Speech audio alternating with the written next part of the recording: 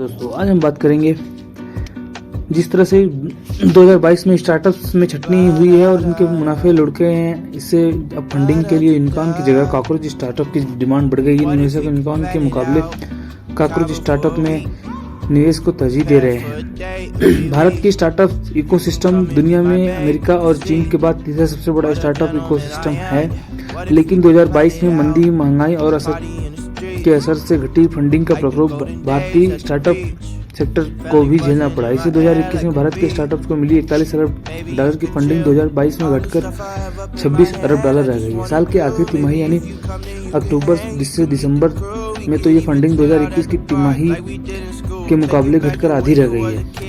Cockroach startup की बढ़ गई मांग। स्टार्टअप सेक्टर में यूनिकॉर्न यानी जिस स्टार्टअप की वैल्यूएशन 1 अरब डॉलर या इससे ज्यादा होती है अभी तक फंडिंग के लिए पसंदीदा विकल्प बने हुए थे, लेकिन जिस तरह से 2022 में स्टार्टअप्स में छटनी हुई इसके मुनाफे लुढ़के अब फंडिंग के लिए यूनिकॉर्न की जगह कॉकरोच स्टार्टअप की डिमांड बढ़ गई है। निवेशक यूनिकॉर्न के मुकाबले कॉकरोच स्टार्टअप में निवेश को तरजीह दे रहे हैं। क्या होते हैं कॉकरोच स्टार्टअप?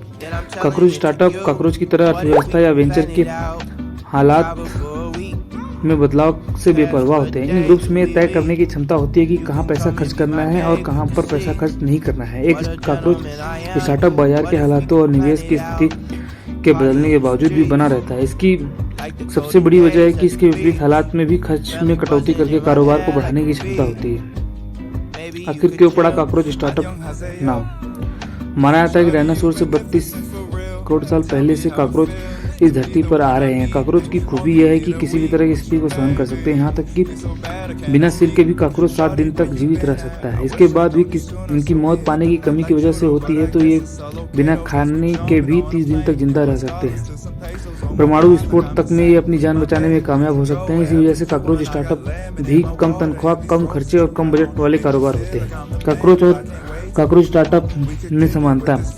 तमाम मुश्किलों के बावजूद इनका ग्रोथ रेट बढ़ा है, ठीक उसी तरह से जैसे कॉकरोच की आबादी भी तेजी से बढ़ रही है। ये बाजार के हालातों में बदलाव के साथ खुद को बदलना भी बखूबी जानते हैं। इनका स्टार्टअप भी खूबी है, इनमें जल्द ही कैश फ्लो पॉजिटिव बनने की संभावना होती है। ऐसे में अगर इनके पास दमदार उत्पाद या सर्विस हो है तो इनका कारोबार मंदी से लेकर परमाणु युद्ध तक के कहर का सामना कर सकता है। हालांकि इसके लिए सबसे बड़ी जरूरी है कि इनके पास एक मजबूत रेवेन्यू मॉडल बना होना जरूरी है।